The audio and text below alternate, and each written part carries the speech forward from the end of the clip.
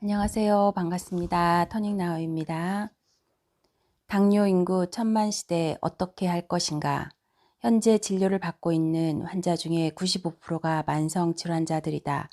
이들 중 상당수가 고혈압, 당뇨, 암 등 난치성 질환으로 인해 매일 약을 먹고 있으며 기타 방사선 치료, 투석 등의 치료에 시달려 몸과 마음이 만신창이가 되어 있다. 이처럼 심각한 증상이 아니더라도 많은 사람이 비만, 불면, 두통, 소화불량, 아토피, 디스크, 천식 등으로 고통받고 있다. 인간을 당장 죽음으로 몰고 가지는 않지만 삶의 질을 떨어뜨리는 주범들이다.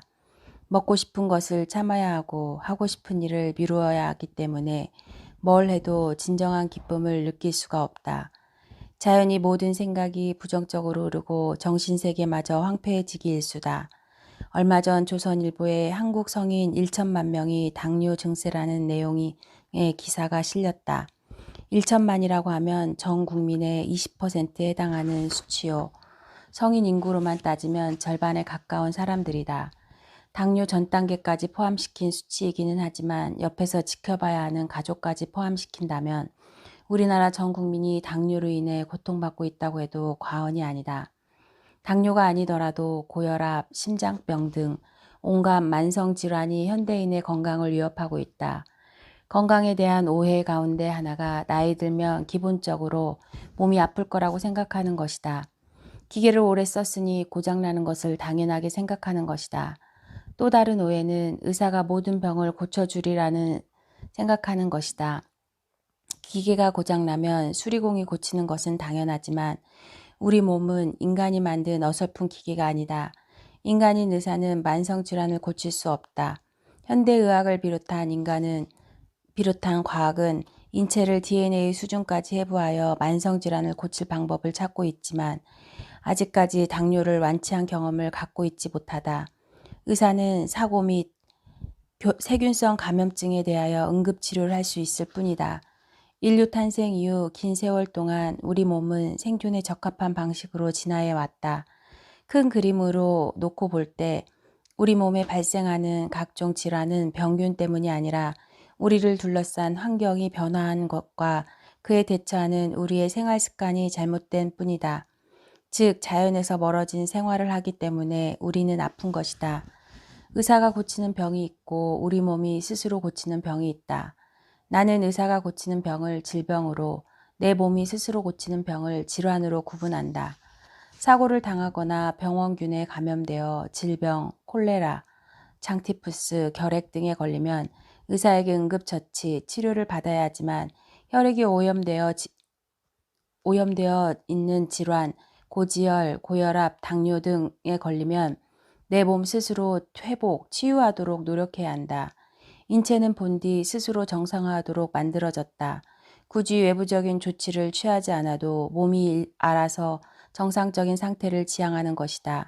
인체의 자가 치유력은 신비스러울 정도인데 이는 마치 연어가 거친 물살을 헤치고 자기가 태어난 곳으로 돌아가는 현상과 같다.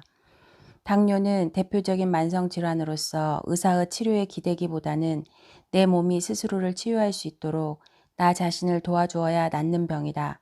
특히 당뇨의 경우 고혈압, 심장병, 신부전, 간질환과 같은 중증 질환으로 연계되기 때문에 현대의학의 대증요법으로는 좋은 결과를 얻을 수 없다. 대증요법이란 해당 증세만을 완화시킴으로써 치료를 완수하는 방법이다. 현대의학은 약을 통해 당 수치를 떨어뜨리는 것에 초점을 두기 때문에 간 수치가 올라가거나 신장 기능에 이상이 생기는 것은 고려하지 않는다. 이것이 대증요법의 허점이다.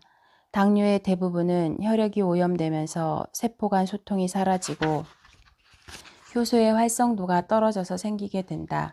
그렇기 때문에 몸속의 피를 정화하지 않고는 완전히 고칠 수 없다. 부분적인 수리만으로는 낡은 집이 새 집이 되지 않듯 어디 한 군데가 아프면 몸 전체를 들여다봐야 한다. 몸은 새 것처럼 만들기 위해서는 새로운 패러다임의 치유법이 필요하다. 노폐물 권하는 사회. 자동차를 수리하려면 고장 원인에 대해 알아야 하듯 우리 몸을 고치려면 병의 원인에 대해 알아야 한다. 지금 우리를 둘러싼 환경은 유해한 수준을 넘어 우리의 생명을 위협하고 있다. 농약에 찌든 먹거리, 가공식품에 들어가는 온갖 첨가물, 배기가스, 인공향기, 염소가 함유된 물, 화학 처리된 옷, 정체를 알 수 없는 온갖 약물, 플라스틱으로 만든 용기 등 우리가 먹고 마시는 모든 것 속에 독성 물질이 들어있다고 해도 과언이 아니다. 이런 물질로부터 스스로를 보호하기에 우리 몸은 너무나 약해져 있다. 바쁜 생활로 운동을 하지 못하게 되고 그로 인해 체온이 떨어지는 등 현재 우리를 보호할 방법이 막연한 상황이다. 당뇨 증세를 갖고 있는 사람이 1천만에 육박하고 암으로 사망하는 확률이 2.5명당 1명까지 올라가도 속수무책, 그 모든 것을 운명 탓으로 돌린다. 가난할수록 수명이 짧다는 통계 자료가 있듯 빈부의 차이에 따라 건강의 격차도 벌어지고 있다. 이젠 건강이 개인의 문제가 아니라 사회적으로 해결해야 할 숙제가 된 것이다. 상황이 이렇게 안 좋아진 것은 세상이 변했기 때문이다. 더 맛있고 더 냄새가 좋고 더 색깔이 그럴듯해야 팔리는 경제구조 속에서 사회는 소비자에게 독성 물질을 권할 수밖에 없다. 독성 물질이 인체에 들어갈 경우 소화가 어렵기 때문에 인체는 과다한 소화효소를 소비하게 된다. 소화효소가 모자랄 경우 대사활동에 쓰일 대사효소까지 빼앗아 독성 물질을 소화시키려고 애를 쓴다. 그 결과 대사계는 정작 자신이 배출시켜야 할 노폐물에는 손도 못 댄 채 망가지게 된다. 노폐물이 노폐물을 부르는 악순환이 이어지는 것이다. 서양의학에서 노폐물이라고 부르는 것을 한의학에서는 어혈이라고 한다. 어혈이라 함은 한마디로 피가 탁해진 상태를 말하는데 구체적인 모습을 띈 경우와 추상적인 개념까지 모두 포함하고 있다. 스트레스 요인으로 기혈의 흐름이 엉킨 것도 어혈이지만 피가 끈적끈적해져서 말초혈관까지 도달하지 못하는 상태, 생리혈의 색깔이 검고 덩어리지는 상태까지 모두 포함하는 개념이다.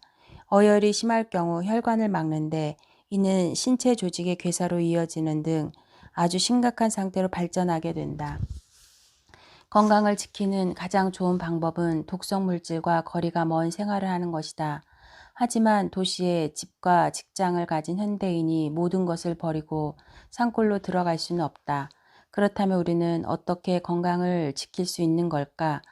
그 방법을 알려면 우선 우리 주변의 막연한 독성 물질의 심각성을 알아두는 일이 중요하다.